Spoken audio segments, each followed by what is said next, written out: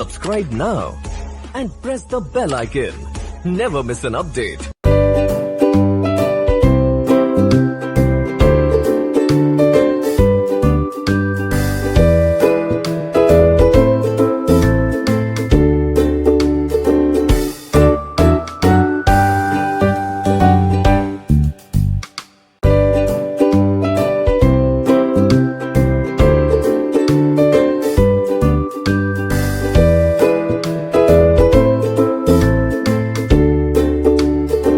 Good morning students.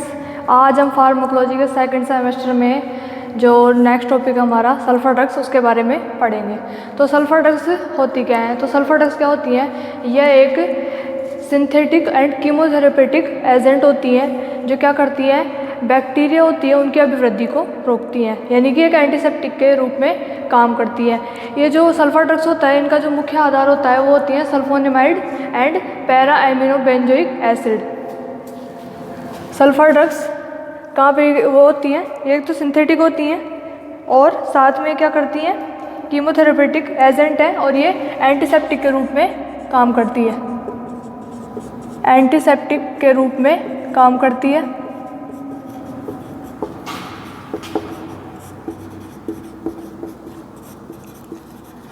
Sulphur drugs का आधार क्या होता है? सल्फोनेमाइड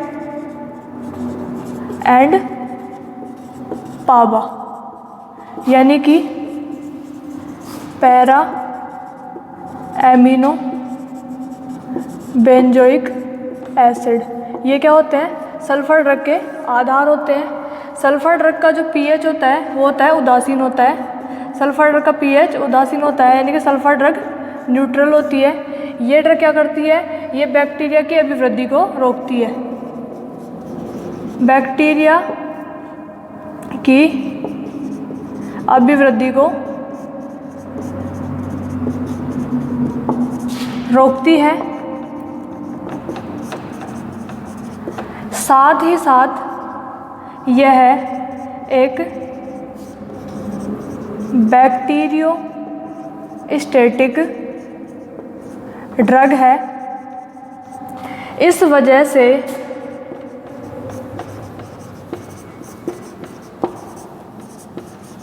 सल्फर ड्रग को रोग की एक्यूट फॉर्म में देना चाहिए। अगर हम सल्फर ड्रग को ज़्यादा मात्रा में दे देते हैं तो ये बैक्टीरियोसाइडल ड्रग हो जाती है। ये मेन रूप से लैब्स में संश्लेषित की जाती है। ठीक है, इसी के साथ क्या होता है, जो सल्फर ड्रग्स होती हैं वो फोलिक एसिड के निर्माण को प्रेरित करती हैं।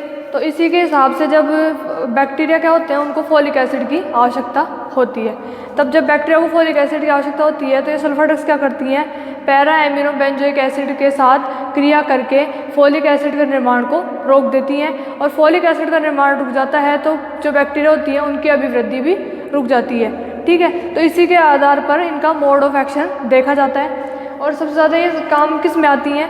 सबसे ज़्यादा ये जो सल्फर ड्रग्स होती हैं वो काम में आती हैं डाइजेस्टिव सिस्टम में एंड यूरिनरी ट्रैक्ट इन्फेक्शन, यानी कि अपर रेस्पिरेटरी ट्रैक्ट इन्फेक्शन, यानी कि मूत्र मार्ग में संक्रमण के दौरान सबसे ज़्यादा उपयोग में ली जाती हैं। तो आगे हम पढ़ेंगे स्टूडेंट्स सल्फर ड्रग्स के बारे में।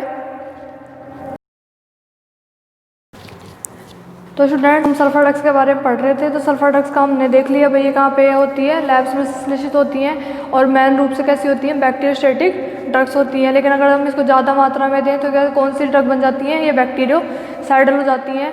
और इसका जो मुख्य जो आधार होता है वो होता है sulphonamide and PABA, para amino benzoic acid sulphur drugs के मुख्य आधार होते हैं। साथ ही ये URI यानी कि अपर रेस्पिरेटरी ट्रैक्ट इन्फेक्शन, यानी कि मूत्र मार्ग में संक्रमण के दौरान सबसे ज़्यादा दी जाने वाली औषधि होती है। अब हम आगे देखें तो क्या होता है, जब हमने पढ़ा था कि भाई ये जो सल्फर ड्रग्स होती हैं वो क्या करती हैं, जो बैक्टीरिया होती हैं उनकी अभिवृद्धि को रोक देती हैं। तो अभिवृद्धि कैसे रोकती हैं? बैक्टीरिया को संक्रमण के लिए किसकी आवश्यकता होती है? फोलिक एसिड की आवश्यकता होती है। लेकिन जब ये जो सल्फर ड्रग्स होती है वो पैरा एमिनो बेंजोइक एसिड के साथ प्रतिस्पर्धा करके या सहक्रियाशील प्रभाव देके क्या करती हैं, यानी कि फोलिक एसिड के निर्माण को रोक देती हैं। फोलिक एसिड के निर्माण को रोक देती हैं, जिससे फोलिक एसिड नहीं बनता है तो वो बैक्टीरियाओं की अभिवृद्धि नहीं होती। इसी के साथ ही एंटीसेप्टिक की तरह भी काम करती है। उसी के साथ हम देखें तो इसके सल्फर ड्रग्स के जो कुछ ऑपोजिट इफेक्ट भी होते हैं। सल्फर ड्रग के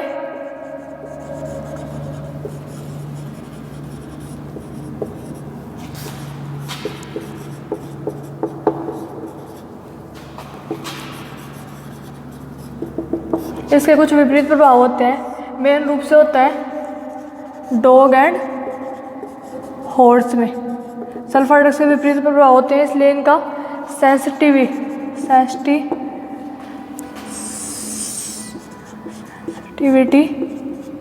टेस्ट करके ही इनको देना चाहिए। दूसरा, किडनी से रिलेटेड डिजीज़ होने पर भी नहीं देना चाहिए, क्योंकि इसका जो उत्सर्जन होता है वो किडनी के द्वारा होता है और इससे किडनी के डैमेज होने की संभावनाएं बढ़ जाती हैं। तीसरा क्या देखें हम, इसका क्या होता है कि जैसे कि पशु है, पशु के क्या होता है कि पशु को जब हम सल्फर ड्रग्स देते हैं तो ज़्यादा मात्रा में उसको पानी पिलाना चाहिए। जब भी हम पशु को सल्फर ड्रग दे रहे हैं पशु को,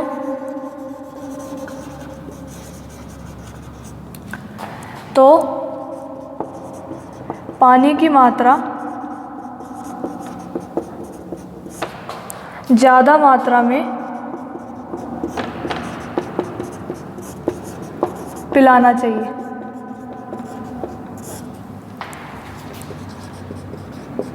क्योंकि सल्फा यूरिन में क्रिस्टल के रूप में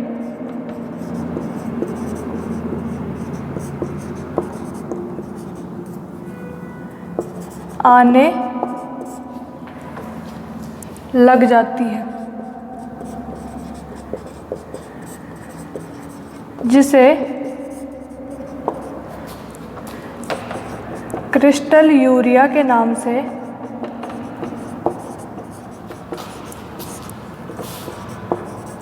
जाना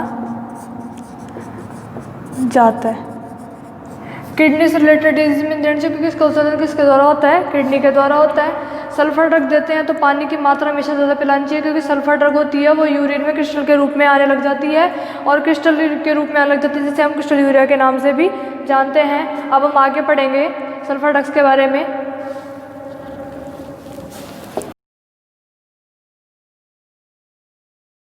तो स्टूडेंट्स, हम सल्फर ड्रग्स के ऑपोजिट इफेक्ट देख रहे थे।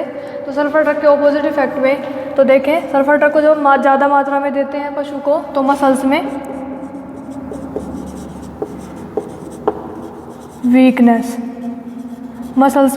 वीकनेस आ जाती है।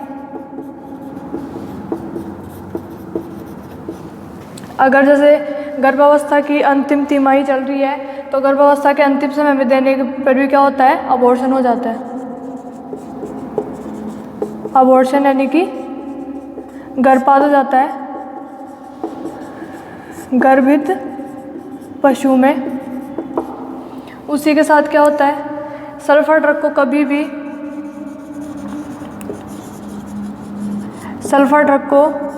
कभी भी प्रोकेन पेनिसिलिन के साथ नहीं देना चाहिए।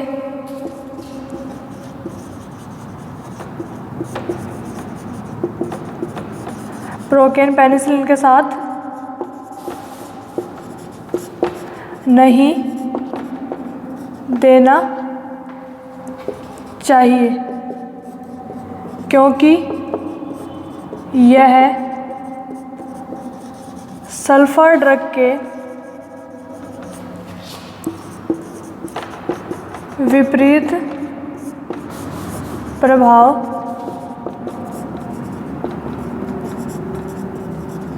क्या दिखाती है, प्रभाव दिखाती है। लेकिन हम सल्फर ड्रग को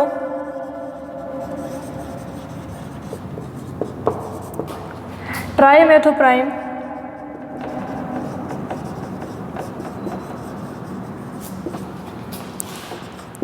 साथ दे सकते हैं, क्योंकि ट्राइमेथोप्राइम होती है वो सल्फर ड्रग के साथ सहक्रियाशील प्रभाव दिखाती है।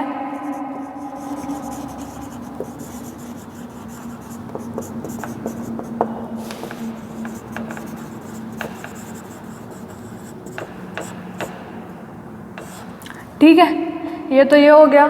साथ ही साथ क्या होता है, सल्फर ड्रग को प्रोकेन पेनिसिलिन के साथ कभी नहीं देना चाहिए, क्योंकि ये उसके विपरीत कार्य करती है। लेकिन हम सल्फर ड्रग को ट्राइमेथोप्राइम के साथ दे सकते हैं, क्योंकि ये उसके साथ सहक्रियाशील प्रभाव दिखाती है। इसी के साथ हमारे सल्फर ड्रग से कुछ एग्जाम्पल हैं, जैसे कि सल्फर डिमिडाइन, जो जैसे कि किस में काम में आती है, डायरिया में। सल्फर ग्वेनेडाइन, सल्फर ट्राइमेथोप्राइम, सल्फर मेथेजाइन किस में काम में आ सकती है, श्वसन तंत्र में काम में ले सकते हैं। सल्फर पिरिमिडीन किस में काम आ सकती है, आंतों में सूजन में काम में आ सकती है।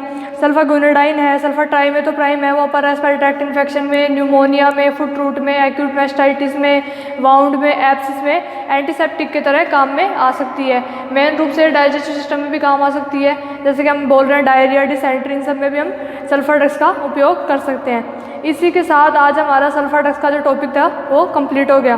ठीक है, तो स्टूडेंट्स वीडियो को लाइक करें, शेयर करें, सब्सक्राइब करें। साथ ही साथ हम चैनल के जो बेल आइकन है उसको प्रेस करें, ताकि आपको नई नई वीडियो के नोटिफिकेशन का टाइम पे मिल सके और आपका फार्माकोलॉजी का हम टॉपिक कंप्लीट करवा सकें और आप अच्छे से एग्ज़ाम दे सकें। तो थैंक यू स्टूडेंट्स।